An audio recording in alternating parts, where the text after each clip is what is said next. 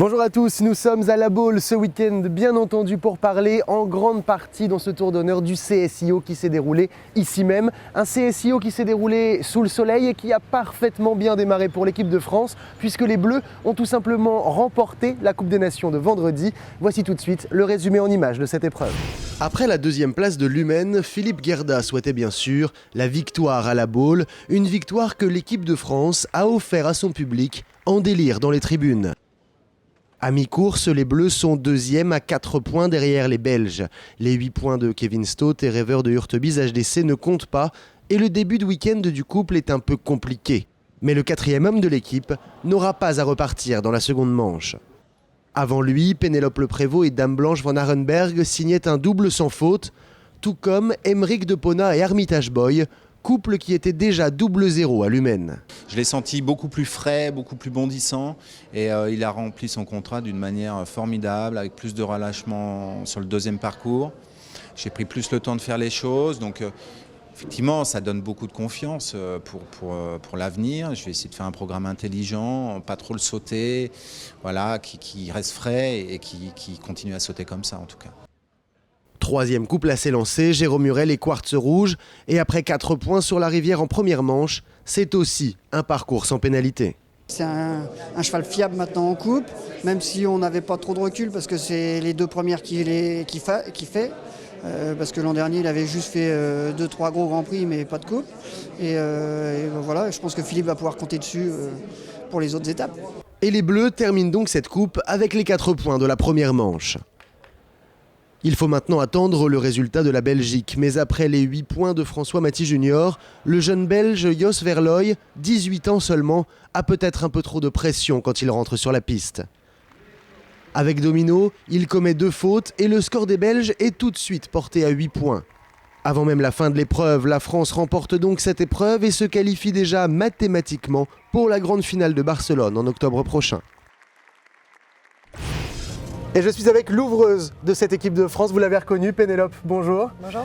Alors, d'abord, bravo pour cette victoire de l'équipe de France. Après la deuxième place à l'Humaine, la saison commence très bien pour l'équipe. Comment est-ce que, d'abord, tu te sens, toi, avec Dame Blanche, qu'on a vu à l'Humaine et à La Baule, 3 parcours sans faute sur 4, et hier, double sans faute dans cette Coupe de La Baule, ça part super bien. Oui, c'est vrai que le résultat, c'est pas mal. Ce qui est pour moi très encourageant, c'est le deuxième parcours hier. La manière était plutôt bien parce que le saut est souvent bien, c'est vraiment entre les obstacles que j'ai des problèmes, un petit peu de contrôle, elle lève la tête. Ouais. Et c'est vrai que le deuxième parcours hier était à mon sens vraiment bien. Est-ce que ça veut dire que cette jument a besoin de plus elle tourne, mieux elle est? Ou comment est-ce que ça se passe finalement? Comment est-ce que tu te sens toi? Mais c'est une jument qui est souvent très fraîche. Quand elle arrive au concours, elle a souvent vraiment la pêche, elle queen, elle explose un peu. Ouais. Donc elle a besoin de sauter, mais je ne peux pas non plus la faire sauter tous les jours et tous les week-ends, donc il faut vraiment trouver un bon dosage. À l'Humaine, c'était quand même qu'une reprise. Elle avait sauté le Grand Prix d'Ardelot, elle avait sauté une grosse épreuve par-ci par-là, 45. Donc c'était un peu sa première grosse compétition à l'Humaine. Et là, je suis vraiment contente parce que dès le premier jour à La Baule, dès le jeudi matin, j'ai fait la 1m40, elle était assez bien. Ok, j'avais travaillé longtemps le matin, mais elle était assez bien. Et après ce parcours-là, j'ai vu Philippe, j'ai dit bon, je crois que ça va aller pour demain, pour la coupe. Et voilà, on commence à se connaître, on se remet dans le coup toutes les deux et on va dans le bon sens. Finalement, elle arrive, cette jument-là, vraiment au très très haut niveau. Parce que l'année dernière, vous avez fait connaissance avec la jument, on t'a vu sur quelques grands prix, mais là, on a l'impression qu'il y a une osmose qui se fait avec cette jument-là qui te permet d'être aussi très sereine. T'as vu, voilà, alors qu'elle a l'air compliquée et difficile, toi, t'as l'air relax dessus, quoi. Oui, parce qu'effectivement, elle n'est pas très facile à amener à la bonne place, dans la bonne attitude. Par contre, elle est facile à mettre sans faute, entre guillemets, parce qu'elle est douée, elle est bonne. Elle a beaucoup de moyens, elle a une tête en or, et elle est hyper respectueuse. Donc, pas facile à bien monter, mais facile à mettre sans faute. À la fin, c'est quand même le résultat qui compte. Oui, tant mieux. Et parfois, on a l'impression même qu'elle va chercher la difficulté, aller se rapprocher comme ça des barres et parfois arriver très près, à des distances très près de certains gros auxerres par exemple. Comment est-ce que toi tu gères ça? Tu fais confiance, ça se passe bien? Je fais vraiment confiance à sa qualité de dernière minute, c'est-à-dire qu'elle a battu, de toute façon elle va tout faire pour passer l'obstacle sans faute et elle préfère être plus près que trop loin. Si je suis trop loin, elle fait un saut plutôt ouvert. C'était le cas de mon numéro 3 à la deuxième manche hier. J'ai sauté mon 2 bien alors qu'au premier tour je l'avais mal sauté. J'étais mal arrivée au premier tour. Deuxième tour, j'ai bien rectifié, le numéro 2 impeccable. Et je croyais que j'allais avoir 6 foulées normales. Et finalement, je me suis retrouvée à devoir pousser les 2 dernières foulées. Et j'ai une touche sur le 3. Mais tout s'explique techniquement. Elle n'aime pas quand je suis obligée d'ouvrir la dernière foulée, le saut est mauvais. Alors que finalement, si je suis un peu trop près, en plus elle lève la tête, mais je ne tire pas vraiment dessus. Je me fais juste un peu oublier. Elle arrive à faire un saut quand même assez rond. Maintenant, en termes d'équipe de France, toi c'est une équipe que tu connais bien, tu es encore là en début de saison. Comment est-ce que tu te sens justement? Parce que c'est vrai qu'après l'arrêt de Mylord, on s'était dit comment est-ce qu'on fait pour repartir après quand le cheval s'arrête comme ça? Dans quel état d'esprit toi tu es aujourd'hui? L'année dernière, tout est reposé un peu sur les épaules de Diana. La pauvre, c'était la seule à sauter finalement les gros grands prix parce qu'on attendait un petit peu Stéphanie qui était timide, Flora avec 8 ans, Vagabond que 8 ans, Dame Blanche, elle avait fait, ça fait juste 1 an qu'elle est gelée. Elle arrivait, pas d'expérience, pas de dressage, etc. Donc l'année dernière, effectivement, j'aurais pu un peu surclasser mes 8 ans, surclasser Stéphanie et pour dire tant pis, voilà, faut faire des grands prix. Or, ça a été dur, mais j'ai décidé de les laisser aller à leur rythme. Et Nayana a été vraiment géniale, a été présente. Elle a fait les Coupes des Nations Exted à Dublin, elle a fait à Calgary, elle est 3e à Calgary. Enfin bref, c'était à Barcelone. Donc elle a été vraiment présente pour soutenir les autres, mais elle était un peu seule, la pauvre. Et cette année, je suis contente parce que voilà, ma patience de l'année dernière paye et tout le monde arrive comme ça, comme une fleur. Bon, ils sont pas prêts encore, mais ils arrivent bien frais et avec des bonnes bases, je crois. On te retrouve ici avec. Tu sors de piste, il y a un énorme sourire. Évidemment, il y a cette victoire, le public est derrière vous, mais on sent que tu sors de piste avec un grand sourire et il y a un truc qui revient, non? C'est le double sans faute, ok, c'est parce qu'on a gagné, ok, c'est la bowl, très bien, puis c'est surtout le chemin parcouru avec Dame. L'année dernière, je sautais les petites épreuves là. Je dis pas qu'elle a plus la tête en l'air, mais c'était encore pire. Voilà, le chemin parcouru, c'est quand même, quand on est cavalier et qu'on se donne du mal, c'est quand même une vraie récompense de se dire il y a 1 an, c'était pas ça, on a vraiment bien travaillé.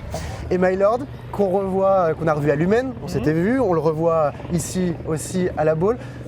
Qu'est-ce qui va se passer pour lui? Mylord, c'est que du bonus, c'est que du plus à chaque fois. Il fait un parcours de plus, on est heureux, je suis heureuse de le monter, il est heureux de faire du concours. Tout à l'heure, il va faire la 1m50.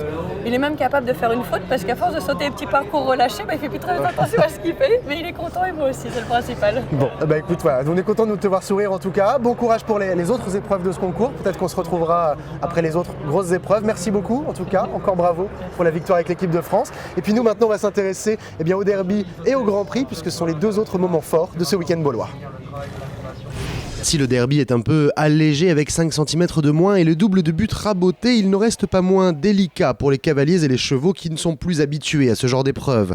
Et cette année encore, il a apporté son lot de déboires.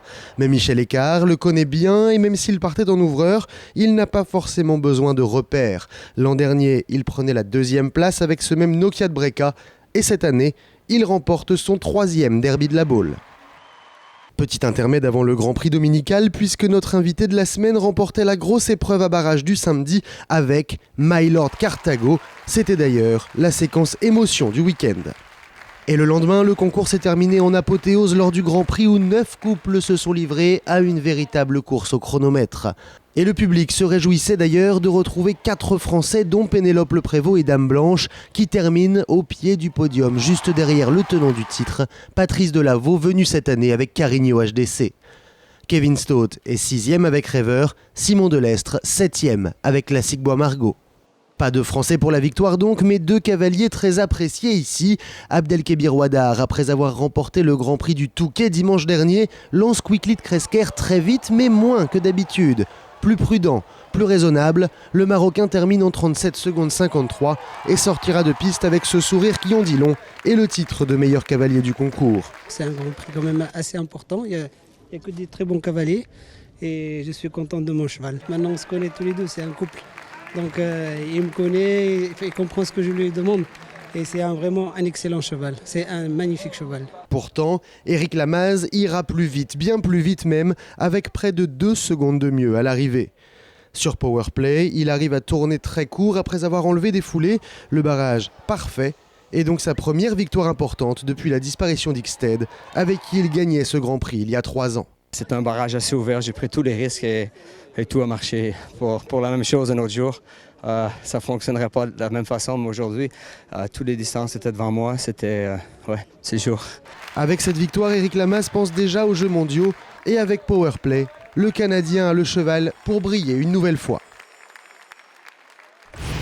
Et on va quitter un peu l'univers du saut d'obstacle pour aller vers celui du concours complet, puisque la semaine dernière à badminton, Pascal Leroy a réussi la belle performance de terminer à la 5e place avec son cheval Minos de Petra. Pascal Leroy, en voisin, est venu faire un tour ici sur le jumping de la balle. On l'a rencontré pour revenir sur cette 5e place. On vit toujours un petit peu de regret, malheureusement, on ne devrait pas, mais parce que j'aurais volontiers signé pour une 5e place avant de partir là-bas. Et malgré tout, j'ai la sensation d'être passé assez près de la victoire. Donc on se refait le film régulièrement et on aimerait pouvoir rectifier l'erreur qu'on a faite. J'ai fait une photo au CSO. Le cheval est très bien parti sur le tour. Il a très bien sauté jusqu'au numéro 6. Numéro 7 est un vertical assez sec. J'ai voulu l'éloigner un petit peu de ce vertical et anticiper sur le virage qu'il y avait derrière. Et le cheval m'est passé derrière et du coup j'ai un petit peu georgété. Et donc ça m'a déjà fait perdre 2 secondes. C'est 2 secondes qui me coûtent la 2e place. Et la faute en moins sur cet obstacle, ça aurait été la victoire. Donc ça aurait été évidemment beaucoup mieux. Et on va continuer de parler concours complet maintenant, mais on quitte la balle. Direction la Grande-Bretagne et Chatsworth, où il y avait un CIC 3 étoiles avec bon nombre de couples français et surtout les chevaux déjà qualifiés pour les prochains Jeux équestres mondiaux. 8 couples français du groupe JO-JEM avaient fait le déplacement en terre anglaise. Sur ce terrain vallonné, comme l'est celui du Pin, théâtre des futurs Jeux équestres mondiaux, Thierry Touzin a d'abord eu quelques satisfactions. Et la plus belle, c'est la 2e place de Cédric Liard et Cadeau du Roi. Le couple vice-champion de France et 7e à Pau l'an dernier confirme encore une fois. C'est un cheval qui devient régulier dans les 3 tests. Il a fait un bon sans faute ce matin. Bon, le concours n'était pas énorme, mais il a mis la manière, donc ça c'était important.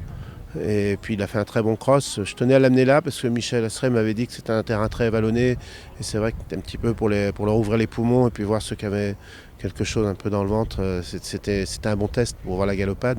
Rodolphe Scherer se classe quant à lui 9e sur Macara de Montiège grâce à un week-end régulier et Astier Nicolas 15e sur le jeune Space Editor. Mais ce cheval n'est pas encore sur les listes fédérales. Autre satisfaction, mais en demi-teinte, elle concerne Jean Teler et Matelot du Grandval, malgré leur élimination.